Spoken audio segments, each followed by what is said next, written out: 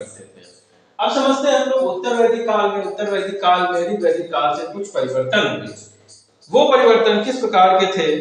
तो अगर विस्तार की बात करें तो सबसे पहले जो उत्तर वैदिक काल है उसकी जानकारी हमें कई सारे वेदों से मिलती है, जिसमें यजुर्वेद, सामवेद, अथर्ववेद, ब्राह्मण, उपनिषद, आरण्यक ये सब प्रमुख हैं। यहाँ पर लौह की शुरुआत हो चुकी थी, लोहे की जानकारी इनको हो चुकी थी उत्तर वैदिक काल में, और प्रिंटेड ग्रे वेयर का भी इस्तेमाल किया जाने लगा था। मुख्य केंद्र जो था वो मध्य प्रदेश था, मध्य देश हुआ करता था, और सरस्वती नदी से लेकर गंगा का दोआब जो हुआ करता था वो इनका क्षेत्र था। भौगोलिक विस्तार की अगर बात करें तो इनका जो भौगोलिक विस्तार था अब जो है धीरे धीरे सदानीरा जो गंडक नदी है उसका वहां तक है, और इसके बाद पंजाब से बढ़कर ये दिल्ली गंगा जमुना दोआब के क्षेत्र तक आ गए थे, जिसका कि जिक्र सतपथ ब्राह्मण में देखने को मिलता है। सामाजिक स्थिति की बात करें तो वर्णाश्रम जो 4 वर्ण की व्यवस्था थी, अब इसमें कठोरता आने लगी थी।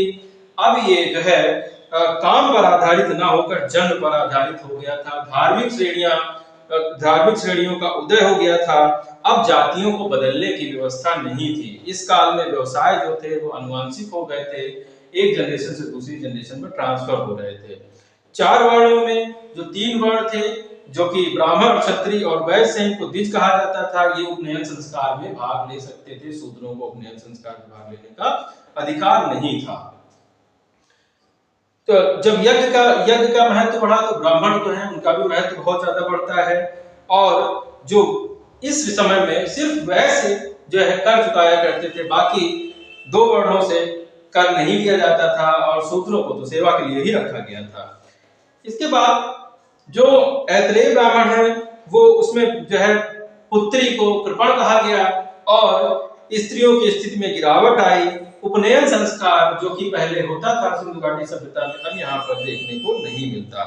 सतपथ ब्राह्मण में कुछ जो है विदुषी महिलाओं का जिक्र पाया जाता है, गार्गी, मैत्रेयी, वेदवती, मगर अब जो पैतृक अधिकार थे उनमें काफी कमी आ चुकी थी। उत्तर वैदिक काल में गोत्र व्यवस्था स्थापित होती है। गोत्र का मतलब तो है वो होता है कि जहां पर एक साथ सबकी गाय रखी जाती हो, बांधी जाती हो, मगर बाद में इसका अर्थ चेंज होता है और ये हो जाता है मूल पुरुष, जो कि उस वंशज का जो है सबसे पहला व्यक्ति है, उसके बारे में बात करते हैं।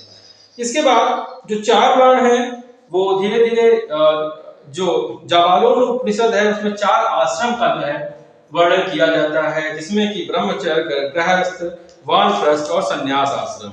राजनीतिक स्थितियों की बात करें तो राजनीतिक स्थिति जो राजा थे, अब धीरे धीरे जो है क्षेत्रों का विस्तार हो रहा था और राजा की शक्तियां बढ़ती चली जा रही थी। दैवी राजाओं की दैवी शक्ति का जो जिक्र होता है वो ऐतरेय ब्राह्मण में मिलता है, और राजतंत्रात्मक सत्ता की स्थापना सशक्त होती चली जाती है। यहाँ पर बहुत बड़ी बड़ी उपाधियां अब धारण की जाने लगती हैं, सम्राट, अधिराज, इस तरह की जो है उपाधियों का धारण किया जाता है। सभा और समितियों का जो प्रभाव था वो धीरे धीरे समाप्त कम होने लगता है, और विदत हुआ करता था उसका तो नामो निशान भी समाप्त हो जाता है, जिसमें महिलाएं भाग लिया करती थी।